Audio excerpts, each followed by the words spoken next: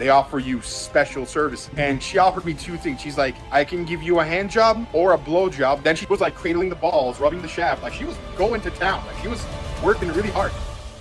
Hey, what's up everyone? Welcome back to the channel. In today's video, we're diving deep into a story that's been blowing up online. Ali Koka, a name you might recognize, has found himself at the center of not one, but two major controversies. First, there was his eyebrow-raising defense of Mr. Beast, and now he's facing some very serious accusations, including allegations of pedophilia. What's really going on? Are these accusations just an attempt to tear him down? Or is there something more to the story? Let's find out. For those of you who may not know, Ali Koka isn't a stranger to controversy. Known for his outspoken opinions on social media and his massive following, he's often found himself in the spotlight for better or worse. Whether you love him or hate him, Ali's name carries weight in the online community, and his influence is undeniable. But this influence can also attract a lot of criticism. Recently, he made headlines for his defense of none other than YouTube giant Mr. Beast. This clout chaser made a video painting Jimmy in the negative, and as a result, we got a herd of sheep calling for Jimmy's cancellation. Now, for most people, defending someone like Mr. Beast might not seem like a big deal. After all, the guy's known for giving away millions to charity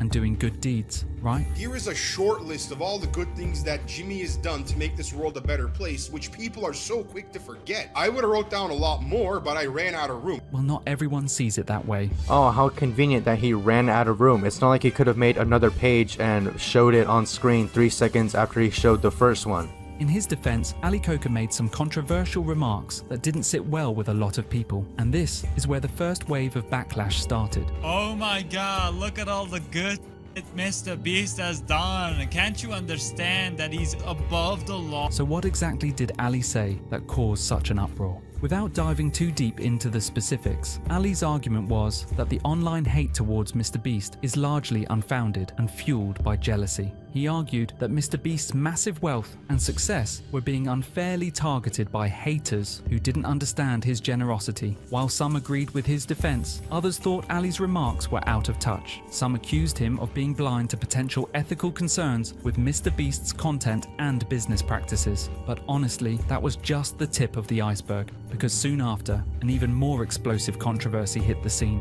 Am I really gonna go back home without experiencing a happy ending massage? And we gotta do it. We gotta go do it. I laid down. At this point, now I'm fully naked. She's like, okay, turn around now. I turn around, and she had taken her top off. I'm like, okay, here we go. Then she makes the offer. She's like, okay, do you want anything more? So like that, I could have walked out right there, got that massage, no happy ending, for $18, and it'd be okay. But of course, the way they make more money is they offer you special service. And she offered me two things. She's like, I can give you a hand job or a blow job. Then she tells me, she's like, oh, if you want the blow job, you got to put the condom on first. And I'm like, I don't want a blow job with a condom on. Like, no, like I'll do a handy. And said she's there going to work. And I will say this, she did a really good job again. Like she was like making sounds and noises to act and pretend like she was into it, right? It was like cradling the balls, rubbing the shaft. Like she was going to town. Like she was working really hard. And this is where things take a much darker turn. Almost out of nowhere, Ali Koka was hit with serious accusations of pedophilia. These claims sent shockwaves through social media, with many rushing to judgment while others called for caution. It's important to understand that at the time of this video, these are just allegations. There's no solid evidence that has been publicly released to support these claims. But as we all know, in the world of social media, even a hint of a scandal can be enough to ruin someone's reputation. Many of Ali's critics have used these allegations to further discredit him. Take a look at these samples from this video where Ali Koka describes his authentic experience openly like a weird SPDF. While his supporters have stood by his side, insisting that these are just smear tactics meant to take him down. So let's take a moment to break this down. Are these accusations based on anything substantial, or are they just internet rumors that got out of hand? Who is in his right mind would share a weird story like this on the internet and think it's normal? This dude literally bragging about sleeping with some prostitutes in Bangkok, Thailand. Oh, I guess now I know the reason why Ali is desperately wanting to move there. These type of story will only be enjoyed by some degenerates and weirdos that lack social skills to interact with people in real life. And you know what's the real disturbing part of all of this? Is the fact that there is a high chance that these massage parlors are underage girls. According to this article published in 2023, Nearly 40% of prostitutes that disguise themselves as massage parlors usually are underage. From what we've been able to find, the allegations stem from unverified social media posts. Who could have possibly been underage? The entire thing is creepy and unsettling, and it's so strange she would release this. Of course, I'm not going to put pedo on my thumbnail because that would be jumping to a very serious allegation that there's no proof for. Honestly, don't think this YouTuber should have done that, just because you can't really take a statistic of how many girls are underage and prove Ali, A, that they knew they were underage, and B, that they even were underaged.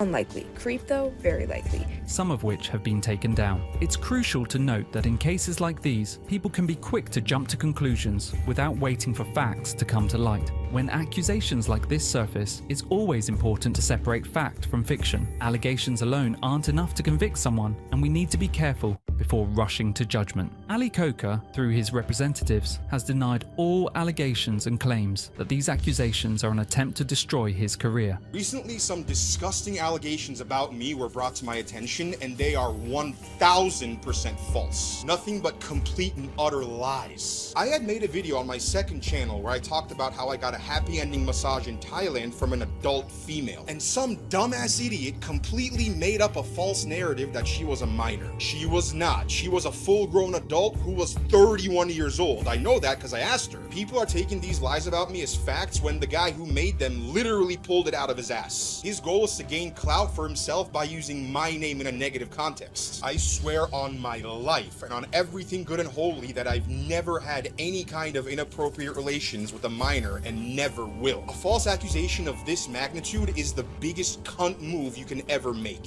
Whoever started this lie. The reaction to these allegations has been intense. Social media, as always, became a battleground. Hashtags calling for Ali Koka to be cancelled began trending almost immediately. But here's the thing. In today's world of cancel culture, how do we know when we're holding someone accountable versus unfairly ruining their life? Some argue that cancel culture has gone too far, that it allows for mob justice before all the facts are even on the table. Others feel that when serious allegations arise, the accused should be held accountable, even if it's just through public scrutiny. But here's the question. Does Ali Koka deserve to be cancelled based on unverified allegations? Or should we wait for the full story to emerge? At the end of the day, the situation with Ali Koka is complicated. On one hand, he's facing serious allegations that need to be addressed, but on the other hand, we've seen time and time again how internet outrage can spiral out of control. As viewers, we have a responsibility to not jump to conclusions. It's important to look at both sides, wait for the facts, and remember that online accusations don't always tell the full story. What do you think? Should Ali Koka face the consequences of these allegations, or should we wait for more concrete evidence before making a judgment? Let me know your thoughts in the comments below.